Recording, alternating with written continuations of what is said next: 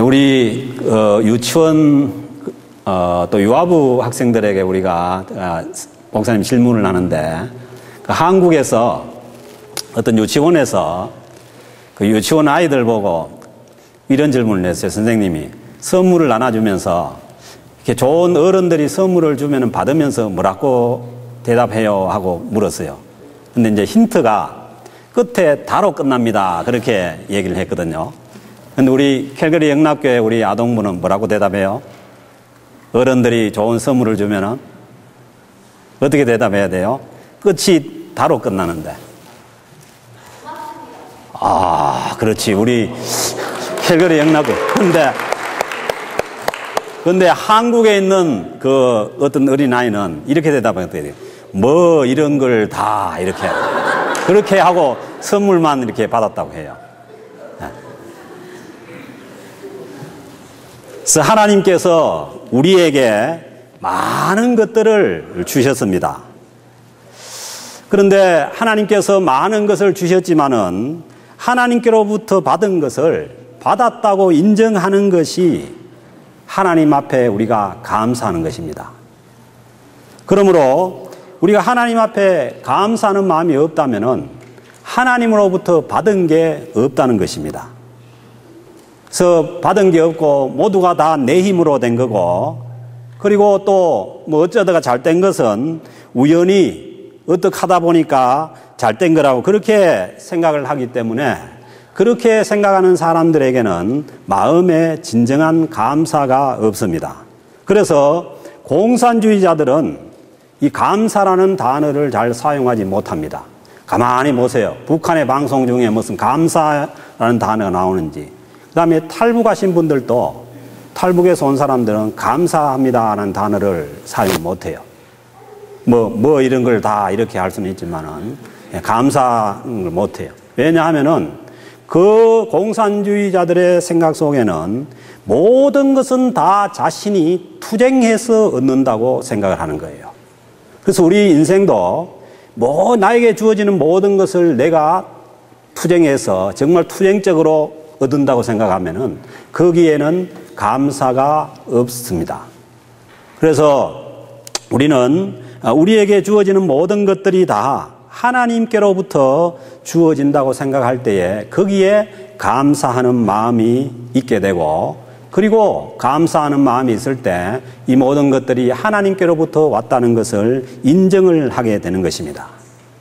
부모님이 먹여주고 키워주고 공부시켜주고 다 했는데 나는 부모로부터 받은 게 아무것도 없다.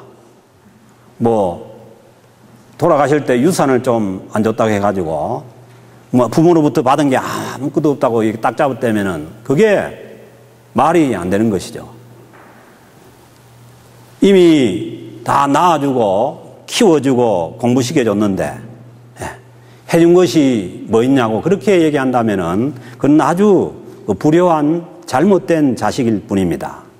하나님께서 우리에게 생명을 주셔서 건강하게 살게 하시고 또 올해같이 어려운 가운데서도 하나님 은혜 가운데 한 해를 살게 해주셨는데 나는 아무것도 받은 게 없다고 그렇게 감사하지 않는다면은 참 하나님도 답답하실 것 같아요. 우리가 마시는 공기, 물, 그 다음에 곡식, 뭐 음식, 자연, 모든 것이 다 하나님께서 주신 것을 우리가 누리고 있을 뿐이에요. 우리가 뭐 물건을 이 곡식을 음식을 사 먹어도 그냥 음식 가공한 값을 우리가 조금 치르는 거지 그 곡식을 만든 값을 누가 주냐는 거예요. 곡식을 만들어내고 우리가 소고기 먹어도 그 소를 만든 것을 만든 값을 주냐는 거예요. 키운 값은 줄지 모르지만은 이 세상에 소가 있게 하고 곡물이 있게 하고 자연이 있게 한 거기에 대해서 우리는 아무런 대가를 치르지 않고 우리가 살아가고 있는 것입니다. 그래서 근본적으로 중요한 모든 것은 하나님께서 주신 것으로 우리가 살면서 우리가 하나님 앞에 받은 것이 없다고 그렇게 감사하지 않는다면은 우리의 신앙의 태도가 잘못된 것이죠. 그래서 하나님께서 아무리 좋은 것을 많이 주어도 그냥 처음에 말씀드린 대로 유치원생처럼 뭐 이런 걸 다 하고 자꾸 받기만 하고 감사가 없다면은 이게 우리가 신앙생활의 어떤 태도가 잘못된 것이죠. 성도라는 것은 예수님으로 인해서 이미 구원을 받은 사람들입니다. 구원받은 사람은 이미 천국을 선물로 받은 사람들입니다. 하나님께서 우리를 구원하시기 위해서 하나밖에 없는 독생자 아들 예수 그리스도를 우리를 위해서 그 험한 십자가 위에다가 내어 놓으셨습니다. 그래서 로마서 8장 32절에서 자기 아들을 아끼지 아니하시고 우리 모든 사람을 위하여 내어주시니가 어찌 아들과 함께 모든 것을 우리에게 주시지 아니하겠느냐. 보세요. 분명하게 하나님은 우리를 위해서 자기 하나밖에 없는 아들을 아끼지 아니하시고 우리를 위해서 내어주셨다고 말씀하고 있습니다. 하나님은 내어주셨다고 말씀하고 있는데 우리가 받지 않았다고 딱 잡아든다면 이것은 모순이죠. 그리고 그 하나님께서 우리를 위해서 자기 아들과 함께 모든 것을 우리에게 주시지 않겠느냐. 예수 그리스도로 인해서 구원받은 하나님의 백성들에게 하나님께서 우리에게 주시고자 하는 모든 것을 주시는 분인 줄로 믿습니다. 그러므로 하나님께서 우리에게 필요한 모든 것을 주셨다고 믿고 감사할 수 있기를 바랍니다.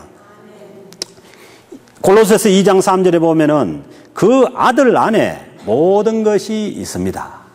우리는 그냥 뭐 예수 믿고 구원받고 천국을 우리가 받은 것은 아무도 생각 안 하고 그저 이 땅에서 뭐 좀 안 주나 뭐 좀 덜 줬나 이걸로 따지는데 그런 게 아니라는 거예요. 이미 골로새서 2장 3절 말씀 보면은 그 예수 그리스도 안에는 그 하나님께서 주신 그 아들 안에 지혜와 지식의 모든 보화가 감추어져 있느니라. 아멘입니까? 우리가 정말 주님을 예수 그리스도를 우리의 구세주로 받고 그 안에서 살아간다면은 하나님께서 우리에게 필요한 모든 지혜와 지식의 모든 보화도 그 안에 있는 줄로 믿습니다. 그래서 우리가 믿음으로 예수 그리스도 안에 살면서 우리에게 주어진 모든 것들을 감사하고 그리고 주어지지 않는 것들은 내가 정말 주님 안에 있다면은 하나님께서 우리에게 필요하다면 주실 것이고 필요치 않다면은 하나님께서 허락하지 않는 것이죠. 그러므로 이런 한량없는 값으로 따질 수 없는 은혜를 받고도 아무것도 받지 못한 것처럼 그렇게 감사가 없이 우리가 살아간다면은 우리의 신앙은 크게 잘못되어 있는 것이죠. 예수 그리스도로 인해서 구원받은 사람은 이 세상의 어떤 조건에 비할 것이 아니고 이 세상의 어떤 사람들과 비교해서 감사하는 것이 아니고 예수 그리스도 안에 있는 구원받은 자들은 무조건 절대적으로 하나님 앞에 감사해야 합니다. 오늘 주신 15절 말씀에도 말씀합니다. 예수 믿고 구원받은 성도는 감사하는 자가 되라고 말씀하십니다. 예수를 믿고 구원받은 사람은 모두가 다 예외 없이 감사하는 자가 되라는 거예요. 그래서 구원받은 성도들의 또 다른 이름은 뭐냐면 감사하는 자입니다. 우리가 하나님으로부터 구원받고 내 안에 구원이 있다는 그러한 우리의 삶의 모습이 감사하는 자로 사는 것입니다. 16절 말씀도 말씀합니다. 예배도 찬양도 교제도 감사하는 마음으로 하라고 하십니다. 그러니까 우리 예배도 기본적인 정신은 뭐냐 하면은 하나님 앞에 구원받은 자들이 모여서 하나님 앞에 감사를 올려드리는 것입니다. 그래서 오늘 우리가 하나님 앞에 감사로 찬양 예배를 드리고 그리고 감사로 춤을 추고 이 감사는 뭐냐면 표현을 해야 되는 거예요. 사랑도 표현해야 되는 것처럼 감사도 내 몸으로 하든지 아니면 물질로 하든지 뭐 찬양으로 하든지 표현이 될 때 그 감사가 풍성해지는 것입니다. 그래서 이따 우리 학생들이 하나님 앞에 찬양하고 노래하고 율동하고 모든 것은 감사에 몸짓인 거죠. 그래서 우리 어른들도, 장년들도 무언가 하나님, 오늘 이렇게 뭐 앞에 감사로 이렇게 또 과일 채소도 내놓고 이렇게 꽃꽂이도 하고 무언가 우리 심령 안에서 감사의 그러한 표현이 되어야 된다는 것이죠. 오늘 우리 손지연 집사님 같은 경우는 보세요. 고운 한복을 입고, 그러니까 이게 한국에서 신앙생활 하는 거 조금 다르지 않습니까? 뭔가, 김문자 권사님도 빨간 옷을 입고 나오셨고, 뭔가, 우리가 하나님 앞에 감사로 표현하는 것이죠.